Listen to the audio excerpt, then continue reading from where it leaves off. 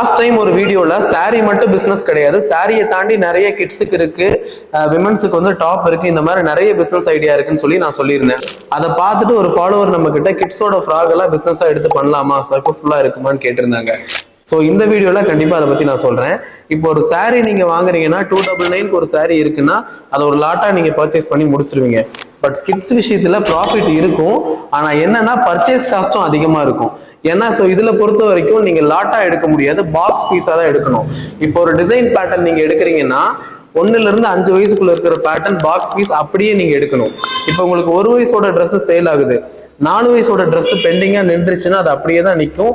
அது வர்ற ரேட்டுக்கு தான் நீங்க கொடுக்குற மாதிரி இருக்கும், ப்ராஃபிட்டா வைக்க முடியாது. ஸோ இந்த மாதிரி ஏஜ் வைஸ் நீங்க பாக்ஸா எடுக்கிறப்ப உங்களுக்கு அதுல கொஞ்சம் ப்ராஃபிட்டபிலிட்டி மாறும். ஆனா இது ஒரு நல்ல பிசினஸ் தான். பட் இந்த பிசினஸ் டெக்னிக்கா பண்றவங்க மேல வந்திருக்காங்க. இந்த பிசினஸோட டெக்னிக்கல் புரியாம கரெக்டா செல்லிங் தெரியாதவங்க தான் இதுல இருந்து கீழே போயிட்டாங்க. ஸோ நிறைய பேர் இந்த மாதிரி பாக்ஸ் பீஸ் எடுக்காம சாரி சைடு போறதுக்கு காரணம் என்னன்னா, ஒரே பிரைஸ் ஒரே சாரி திரும்ப திரும்ப ரிப்பீட்டடா சேல் பண்ணிடலாம்.